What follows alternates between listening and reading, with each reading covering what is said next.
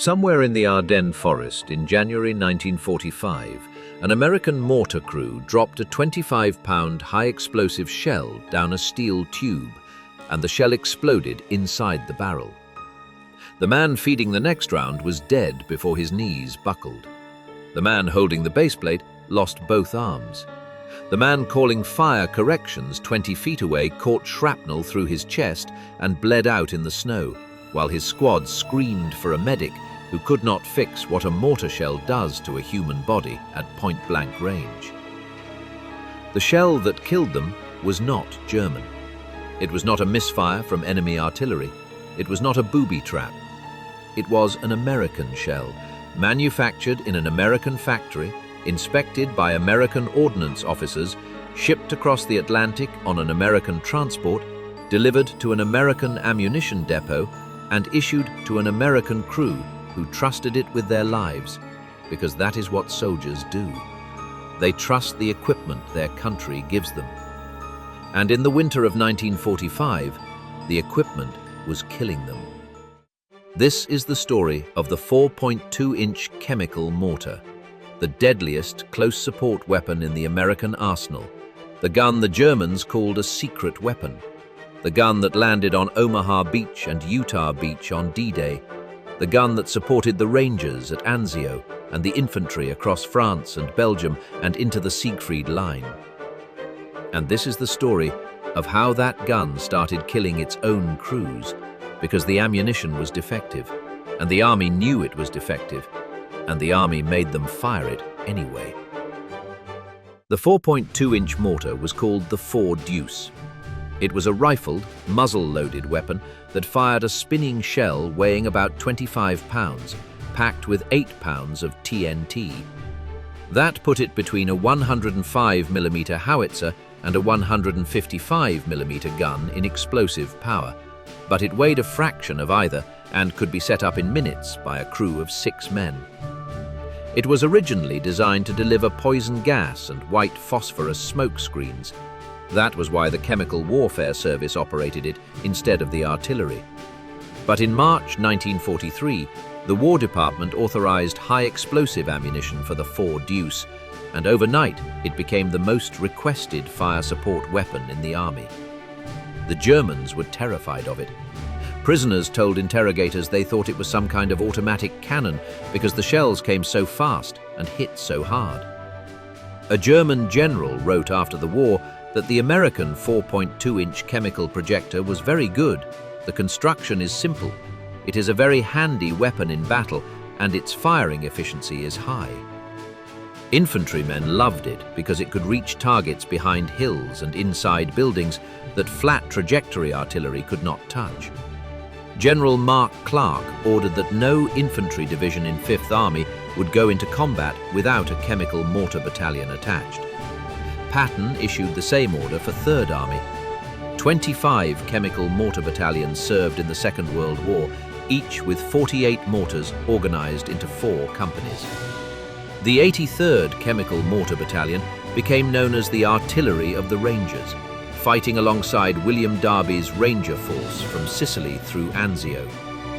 The 81st Chemical Mortar Battalion landed on Omaha Beach with the 1st and 29th Infantry Divisions on June 6, 1944. The 87th landed at Utah Beach with the 4th Infantry Division the same morning. These were not rear echelon troops. They set up their tubes within range of small arms fire because the 4 Deuce needed to be close to be accurate, and the crews who operated them were some of the toughest, most experienced soldiers in the theater. The problems started in Italy. On January 12, 1944, Company B of the 3rd Chemical Mortar Battalion was supporting the 2nd Moroccan Division of the French Expeditionary Corps along the Winter Line. During the morning firing, a shell exploded inside a mortar barrel.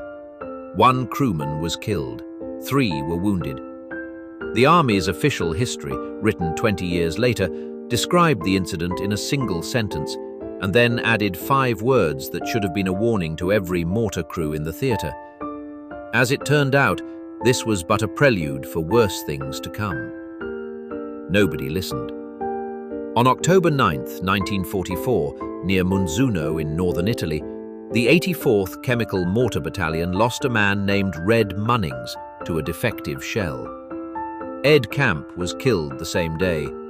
J.V. Ellis was wounded. A member of the battalion wrote later, "Morale was pretty low after this accident. The men who operated the Four Deuce had always known they could be killed by German fire. They had never considered the possibility that their own ammunition would kill them." Then came the Ardennes. The German counteroffensive that began on December 16, 1944, created the most intense, sustained combat of the European war. Chemical mortar battalions were firing around the clock, sometimes thousands of rounds per day. And in that cold, in that volume of fire, the shells started coming apart. Barrel bursts, where the round detonated inside the tube. Muzzle bursts, where the round cleared the barrel but exploded a few feet above the crew, close enough to kill everyone within the blast radius. The failures came faster as the temperature dropped and the barrels stayed hot. The Army's official history describes what happened next in language so restrained it reads like a confession written by a man who knows he is guilty but cannot bring himself to say it plainly. In December 1944, Tuza impounded several lots of chemical mortar ammunition suspected of containing faulty shells. By the middle of January 1945, a combined list of restricted ammunition included 90% of the available supply. 90%. 9 out of every 10 shells in the depots were flagged as suspect. The mortar crews in the Ardennes, firing in support of infantry that was fighting for its life against the largest German offensive since 1940, had access to 10% of their ammunition supply. The other 90% was sitting in depots with a tag that said, "Do not fire," stacked on pallets in warehouses across France and Belgium, close enough to reach by truck in hours, but locked behind a restriction order signed by men who would never stand next to a mortar tube. And then the Army released it anyway. Sometimes the pressure of the tactical situation forced the release of suspected ammunition. In these cases, the mortar crews took particular precautions to minimize danger. Some chemical mortar battalions fired their weapons with the use of lanyards, and others built sandbag emplacements alongside the mortars. Read that again. The Army identified ammunition that was killing its own men. It impounded that ammunition. It restricted 90% of the supply, and then, because the tactical situation demanded fire support, it released the ammunition it had just condemned and told the crews to fire it with a long string from behind a wall of sandbags, because the Army knew the shells might explode in the tube, and the best it could offer was a longer piece of rope between the crew and the blast. On January 2, 1945, in Luxembourg, Company A of the 91st Chemical Mortar Battalion was firing in support of infantry operations when a shell detonated inside the barrel of the 3rd Squad mortar. Private First Class Donald W. DeWitt took shrapnel through his right arm and left side. His arm was shattered. The wound in his side was deep enough to see organs. He died on the way to the hospital. Corporal Clarence Beckner and Private First Class John S. Wickland survived with burns and shock. They had been firing ammunition the Army had told them might be defective. They fired it because they were ordered to fire it. And Donald DeWitt paid for that order with his life. In one 10-day period in January 1945, 2 mortar battalions attached to First Army experienced 5 barrel or muzzle bursts, resulting in serious injury to 4 men. The official history adds a sentence that captures everything the Army could not admit out loud. Mortar shell misfires reached a peak in January 1945, and one serious result of these malfunctions was that mortar crews were beginning to show fear of their weapon. Beginning to show fear of their weapon. These were the same men who had landed on Omaha Beach, who had supported the Rangers at Anzio, who had fired thousands of rounds at point-blank range with German machine guns hitting their positions. They were not afraid of the Germans. They were afraid of their own mortar. They were afraid that every time they dropped a shell down the tube, it might be the last thing they ever did, not because of enemy action, but because someone in an ammunition factory had cut a corner on a fuse that cost less than $1. The Army sent an investigating team. General Belline's mission arrived in January 1945 and traced the muzzle bursts to a series of weaknesses and defects in the mortar fuse. The barrel bursts correlated with extreme cold. The fix, a redesigned rotating disc and improved fuse mechanism, was tested at Edgewood Arsenal in June 1945 and extended the range to 5,600 yards. The official history records the result in a sentence that reads like an epitaph. The results occurred too late in the war to be transmitted to the battlefield. Too late. The fix was ready 1 month after the war in Europe ended. 38 men were already dead. 127 were already wounded. The shells had already done their work. The cook-offs were their own horror. When crews fired at maximum rate, the steel tube absorbed so much heat that propellant charges ignited the instant they touched the barrel wall before the shell reached the firing pin. The round went off inside the tube, with the next man in the loading sequence standing directly over the muzzle. Crews in the Ardennes assigned 1 man per squad to pack snow around the barrel between rounds to keep the temperature down. At Anzio, where there was no snow, a crew whose barrel swelled from heat and trapped a live shell inside it improvised a solution that became legend among 4 deuce men. 2 men picked up the tube, a third hit it with a pickaxe handle to knock the shell loose, and a 4th man caught the live shell as it dropped out of the muzzle. They did this while under fire. They did this because the alternative was a barrel burst that would kill them all. And they did this because nobody in Washington had built them a weapon that could handle the rate of fire the battlefield demanded. Here is the number the Army buried in a paragraph.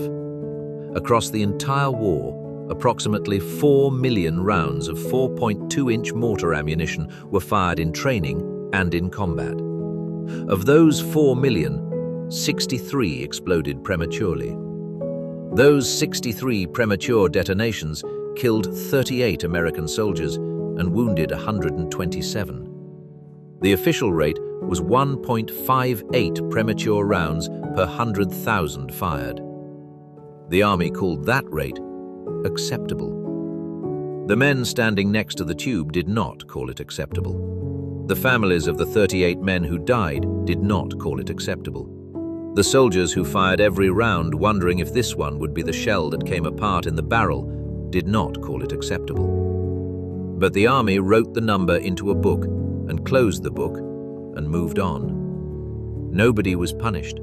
No contractor was named. No ordnance officer was court-martialed.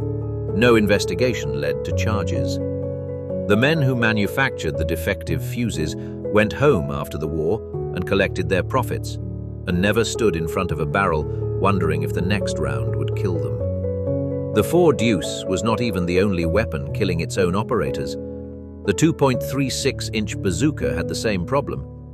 In 1943, field reports began arriving at Army Ordnance describing rockets sticking inside the launch tube and detonating in the face of the man who fired them. The cause was substandard steel used in production because the contractors took shortcuts, and launch tubes manufactured with tolerances so poor that rockets caught on the bore walls instead of sliding through cleanly. The Army tried reinforcing collars and wire wrapping. The premature detonations continued until someone finally built a bore slug test gauge to check whether a rocket would actually fit through the tube before a soldier pointed it at the enemy and pulled the trigger. That fix should have existed before the first bazooka shipped from the factory. It did not. And between the first report and the fix, American soldiers died firing a weapon that killed them instead of the target. The men who did stand in front of that barrel the men who landed on Omaha beach and supported the Rangers and fired through the bulge and cooled their tubes with snow and caught live shells with their bare hands. Those men got a statistic in a government history book that most Americans have never read. While defective mortar fuses were killing their own crews, another fuse was getting all the glory. The proximity fuse, the VT fuse, was rushed into the Battle of the Bulge in December 1944. General Patton wrote to the Chief of Army Ordnance, "The funny fuse won the Battle of the Bulge for us." The proximity fuse got headlines. It got credit. It got a place in history as one of the war's great innovations. The other fuse, the one in the 4.2-inch mortar shell, the one that was blowing up in the hands of American soldiers, got a paragraph in an official history that took 20 years to publish. One fuse got the glory. The other one killed the men who trusted it.